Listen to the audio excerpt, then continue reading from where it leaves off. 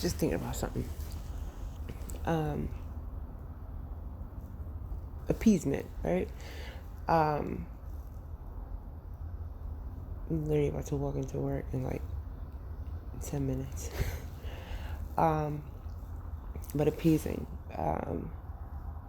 People that have strong appeasement urges for others, right? Because obviously, well, you can appease yourself, yes. Now, usually, right, the dynamic is a giver and a taker, right? The appeaser and the taker. What happens when it is two appeasers that get together? I'm not saying in a sense in an unhealthy way, right? Everyone has to heal. Everyone has to get to that point where you've graduated, right? God has graduated you. And I'm listening to Redefine TV. I used to watch them a lot.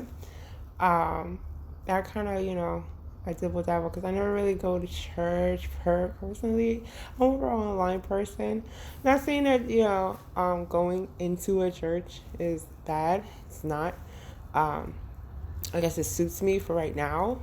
Maybe in the future, I'll find a church. They're like in another state. I can't even go to who I watch. But anyway, what happens where they're pretty much their target audience. A lot of their videos is like marriage and singles, people that are in the wait, people that are married, stuff like that. They touch about other things too, but like they like heavy with that. That's like their main audience. But you know what? I can't even tell it all the way because I'm not their marketing people. I'm not part of their marketing team. I'm sorry. A lot of allergies. I've been coughing a lot. And sinuses. Oh gosh. I'm drinking some tea as I usually do, but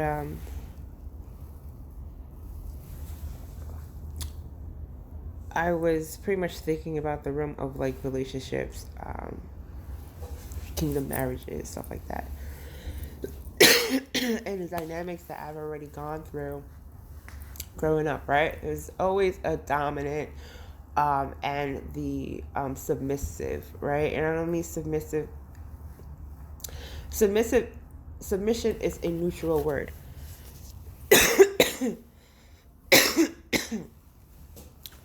It depends on who you are being submissive to. Now that can be made into a negative connotation, and it can be something beautiful, right? We submit our lives to God. Very beautiful thing. If you choose wrong, say God leads you to marriage, but it doesn't tell you who it is yet. And you're just like, I'm gonna go ahead of time and just do me, right?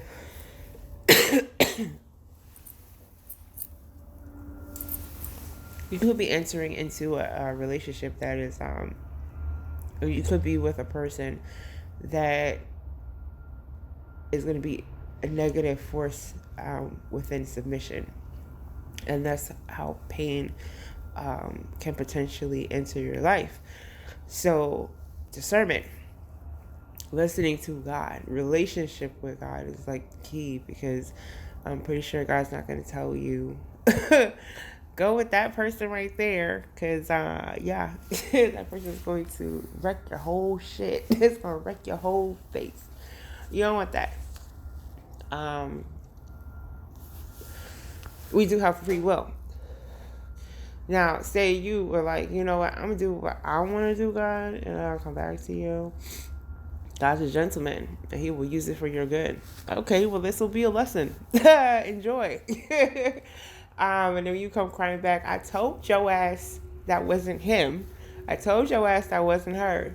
And now you got to deal with X, Y, and Z. right? Until you heal that and then you know better, right? Maybe you'll listen to me and my advice the first time. And I really don't think God even talks like that. I think God is just like, it's okay, I get it, I understand. He knows how to be a really good parent. He's very encouraging, but then also will get in that ass. Yo, God will get in your ass on some shit. But two people that are appeasers, and I really feel like it's like the ultimate duo once you're healed, because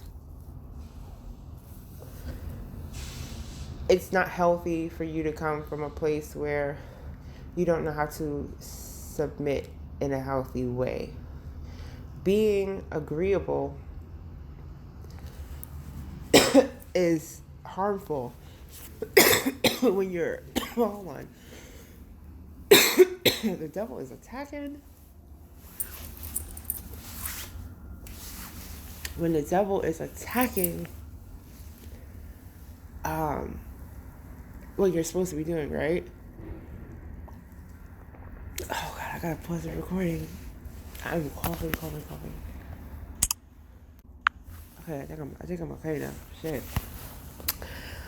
Oh, child, when the devil wants to come in, the devil will be trying to stifle your voice. But I shall speak, rebuke it in the name of Jesus. Somebody needs to hear this.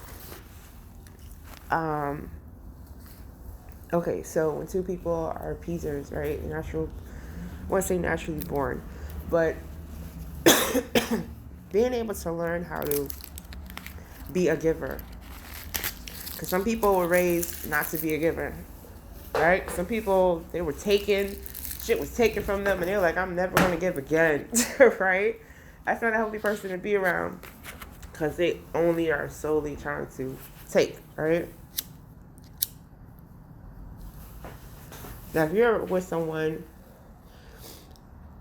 that was pretty much groomed to be a giver, once they heal and they know boundaries, healthy boundaries, God has taught them how to give. It's like an iron fist with a velvet glove, right? Of learning how to set your boundaries. Not the point that's how you rule your life, because Corinthians, God is love, right? So you know how to love somebody and to give, to learn, to seek to understand people, and to truly find out what their eccentric motivators are, and to see them soar, propel, is a gift, right?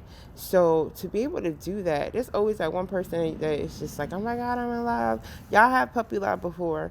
Do anything for that person, sitting there writing poems and shit and giving them little lockets and shit. Because you really, really, really like them. Everyone has had that one person that you can think of. So if you're able to keep that innocence, because there's an innocence that is born from that, it intertwines itself with each act. So if you're able to keep that innocence of being a giver, and two people that are of like that nature, imagine how loving that relationship is. Imagine how much growth. It's no longer potential at that point anymore. It is literal performance. It's because you are nurturing the parts, right, of them that need the support. Not to say that God is not the ultimate supporter, but there's some gifts that are within you that you can actually be a helpmate to your spouse, right? I learned to be an appeaser, right? I was groomed for it, but that doesn't mean that everyone deserves that level, I should say, right? Because everybody deserves for me to be kind, for me to, help out, but not. There's only one person, it's only one spouse you will ever have that deserves all of that, right? But two people that can come from that, honey, you will move mountains. You would change the world between you two. because you guys know y'all assignments and you know how to support each other, because now you've learned to support yourself. You've learned to give to yourself, and you know how to give to someone. It's something that's effortless. And I think the hardest thing for us to do is to get out those primary drives and to really be of self-sacrifice and give. But if you're groomed for that, I don't know what to tell you. Because everybody has that person that they will give anything for. Everybody has that person. If not, then it's just like, I pray that you find that type of, that type of dynamic. Not to the point that the person is a taker, but you learn the beauty of giving. The beauty of, I made this person smile, or I said this, or whatever it is, right? Doesn't you have to even be relationship wise, but you learned to give.